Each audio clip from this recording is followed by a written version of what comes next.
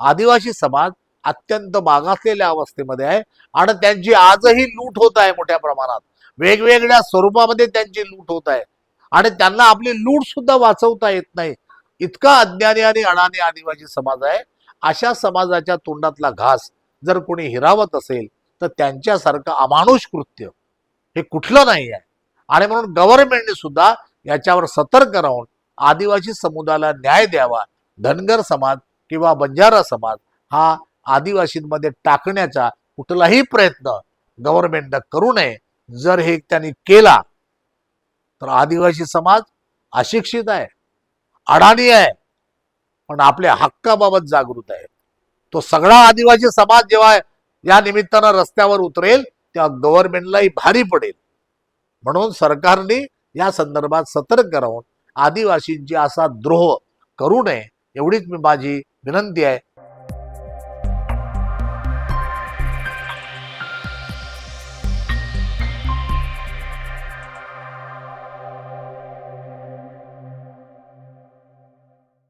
नमस्कार. बिरसा क्रांती दल यूट्यूब चॅनलच्या दर्शकांना माझा सप्रेम जय सेवा, जय भीम, जय बिरसा. आपण पुन्हा एकदा ज्वलंत प्रश्नांवरती आपण या ठिकाणी बोलणार आहोत. कारण महाराष्ट्रातल्या आदिवासींसोबत इथलं गव्हर्नमेंट, इथलं शासन सातत्यानं एखादी गंमत केल्यासारखं ते करते आहे आणि आदिवासी समुदायाला सातत्यानं भीतीच्या वातावरणात कसं ठेवता येईल अशा पद्धतीची कृती आपल्या शासनाकडून सातत्यानं घडत आहे. काही वर्षापूर्वी आपल्याकडे धनगर समाजाचा एक उठाव झाला होता आणि धनगर समाजाने उठाव करून मागणी केली होती की आम्हाला आदिवासींमध्ये टाका. आदिवासींच्या यादीमध्ये जे धनगड आहेत ते मुळातच धनगर आहेत आणि म्हणून तो फक्त स्पेलिंगचा एका अक्षराचा फरक आहे, त्याची चूक झालेली आहे. अशा पद्धतीची भाषा त्यावेळी धनगर समाजाने वापरली आणि त्यांनी आम्हाला, आम्हीही आदिवासीच आहोत, आमचा हक्क हे सरकार डावलते आहे, इतक्या वर्षापासून आमच्यावर अन्याय होते आहे, अशा पद्धतीची हाकाठी त्या काळामध्ये धनगर समाजाने उठवली होती. आणि दुर्दैवाने ज्यांना माहिती नाही आदिवासीच्या संदर्भामध्ये असे बाकी सगळे पक्ष सुद्धा, अनेक संघटना सुद्धा त्या धनगरांच्या म्हणण्याला दुजारा देऊन त्यांच्यासोबत ते उभे झाले होते. आणि मग त्या संदर्भामध्ये केसेस कोर्टात गेल्या. त्याच्यावर 30ची एक कमिटी नेमली, टाटा सोशल इन्स्टिट्यूट जे आहे.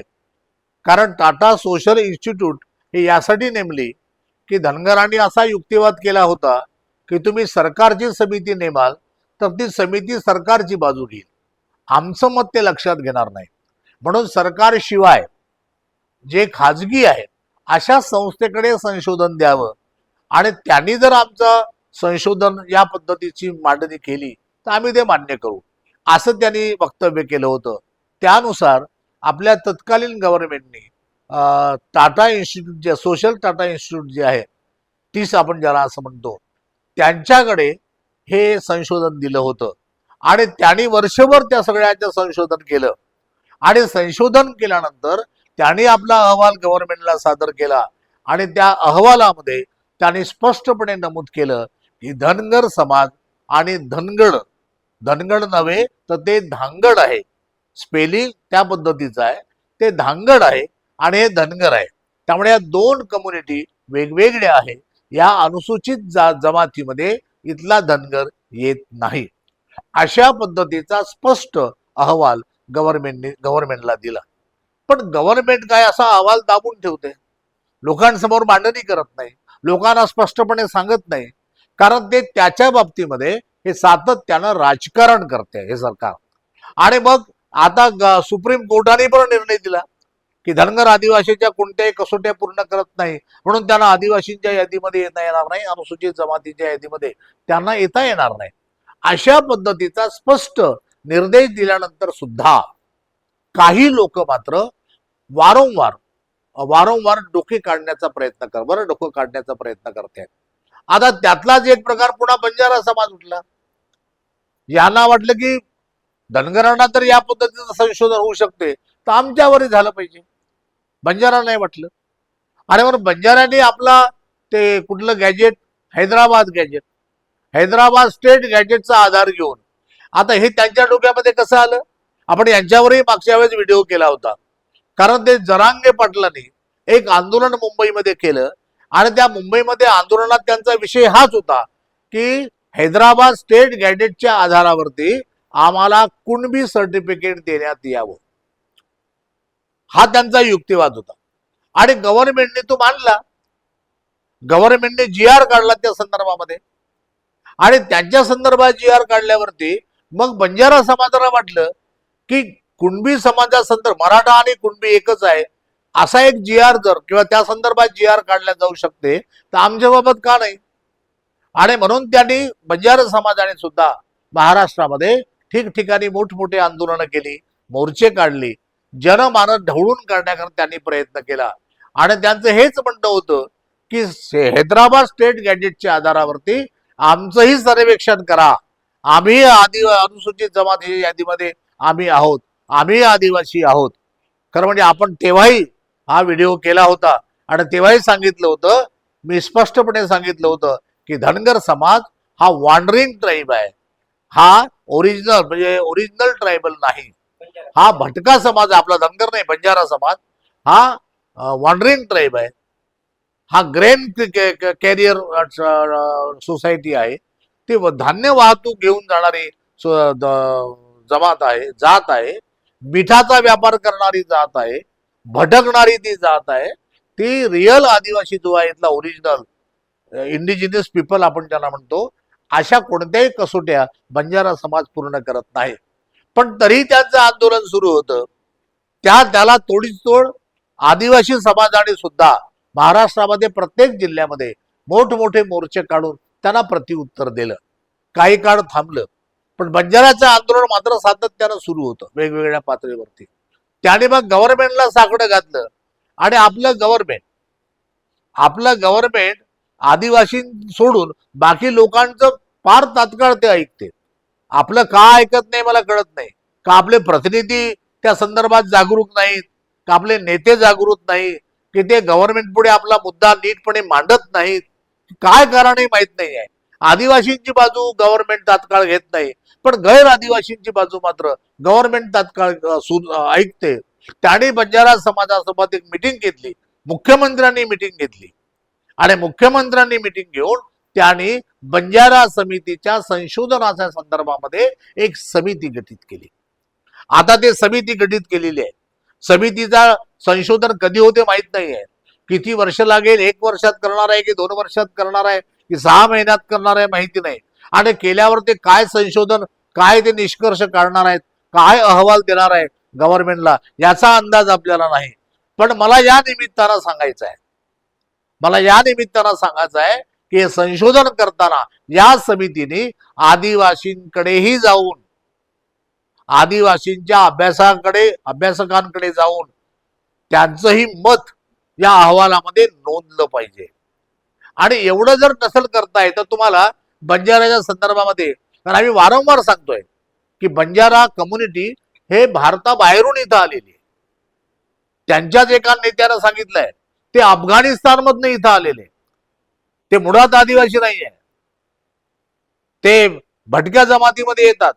त्यांना गव्हर्नमेंटने क्रिमिनल ट्राईब्स म्हटलं होतं त्या काळामध्ये, कारण हे गुन्हेगार जमात म्हणून त्यांना त्यांच्याकडे पाहिलं जात होतं. त्यांना 1952 ते 54च्या काळामध्ये त्यांच्यावरचा तो शिक्का पुसला, जे ज्या गुन्हेगार जमातीचा, त्या बंधनातून मुक्त केलं म्हणून त्यांना विमुक्त असं म्हणतात. तर अशी ही विमुक्त जात बंजारा यांच्या संदर्भात या समितीला माझा एक सल्ला आहे की तुम्हाला जर नीटपणे संशोधन करायचं असेल तर बंजाऱ्याचा सगळा इतिहास आमचे यवतमाळ जिल्ह्याचे पालकमंत्री आमचे मित्र संजय राठोड यांनी पोहरा देवीला एक मोठा, आपण त्याला काय म्हणतो, तो नगाड्याच्या स्वरूपामध्ये त्या ठिकाणी मोठं स्मारक उभं केलेलं आहे. त्या ठिकाणी मोठं एक संशोधन केंद्र उभं केलेलं आहे, एक संग्रहालय उभं केलेलं आहे आणि त्याच संग्रहालयामध्ये त्यांनी बंजाराचा इतिहास मांडलेला आहे. तो जरी तुम्ही तपासला त्यांच्याच नगाड्यामध्ये जाऊन, तरी तुम्हाला जाणवेल की बंजारा हे आदिवासीच्या कोणत्याही कसोट्या पूर्ण करत नाहीत. हे आदिवासी जमातीमध्ये येत नाही, अनुसूचित जमातीमध्ये त्यांना टाकताच येत नाही. एवढा स्पष्ट त्यांचा इतिहास त्या नगाड्यामध्ये आहे. पोहरा देवीला जावं त्यांनीच केलेला तो नगाडा आहे आणि त्याच्यामध्ये पूर्ण त्यांनी बंजाऱ्याचे आभूषण आहे, बंजाऱ्यांचा इतिहास आहे, कुठून आले, कसे आले, कशा कशा पद्धतीने त्यांचा विस्तार झाला, या सगळ्या संदर्भामध्ये त्या ठिकाणी त्यांनी मांडणी केलेली आहे. तर ती जरी एकदा आपण तपासली तरी आपल्या लक्षात येईल की बंजारा आदिवासींमध्ये येणार नाही. आणि म्हणून आपल्या सरकारने यापुढे, महाराष्ट्र गव्हर्नमेंटने यापुढे खरं म्हणजे आदिवासींची या पद्धतीची काय म्हणतो आपण, आदिवासींची अवहेलना, आदिवासींची विडंबना या सरकारने करू नये. कारण आदिवासी समाज हा खूप मागासलेला आहे. आजही खेड्यापाड्यात जाऊन बघा, आजही पोडात जाऊन बघा, तांड्यात जाऊन बघा, आमच्या पारध्यांच्या पालात जाऊन बघा, आमच्या भामरागडमधल्या माडियांची एकदा अवस्था बघा, तुमच्या नंदुरबार मधल्या आदिवासींची अवस्था बघा, कातकऱ्यांची अवस्था बघा. म्हणजे अतिशय विदारक चित्र आदिवासींचं आहे. म्हणजे इतक्या वर्षात सुद्धा आदिवासी समुदायाला अजूनही न्याय मिळाला नाही. अजूनही 5-10% लोक, समाजामधले 5-10% लोक या आरक्षणाच्या निमित्तानं, काही नोकऱ्या लागल्या, काही शिक्षण त्यांना घेता आलं म्हणून काही लोक पुढे आले. त्याच्यावरनं समाजाचे एकूणच चित्र तुम्ही उभं करू नका. आदिवासी समाज अत्यंत मागासलेल्या अवस्थेमध्ये आहे आणि त्यांची आजही लूट होत आहे मोठ्या प्रमाणात. वेगवेगळ्या स्वरूपामध्ये त्यांची लूट होत आहे आणि त्यांना आपली लूट सुद्धा वाचवता येत नाही. इतका अज्ञानी आणि अडाणी आदिवासी समाज आहे. अशा समाजाच्या तोंडातला घास जर कोणी हिरावत असेल तर त्यांच्यासारखं अमानुष कृत्य हे कुठलं नाही आहे. आणि म्हणून गव्हर्नमेंटने सुद्धा याच्यावर सतर्क राहून आदिवासी समुदायाला न्याय द्यावा. धनगर समाज किंवा बंजारा समाज हा आदिवासींमध्ये टाकण्याचा कुठलाही प्रयत्न गव्हर्नमेंटनं करू नये. जर हे त्यांनी केला तर आदिवासी समाज अशिक्षित आहे, अडाणी आहे, पण आपल्या हक्काबाबत जागृत आहे. तो सगळा आदिवासी समाज जेव्हा या निमित्तानं रस्त्यावर उतरेल तेव्हा गव्हर्नमेंटलाही भारी पडेल. म्हणून सरकारने या संदर्भात सतर्क राहून आदिवासींची असा द्रोह करू नये एवढीच माझी विनंती आहे. एवढंच बोलून या ठिकाणी थांबतो. धन्यवाद.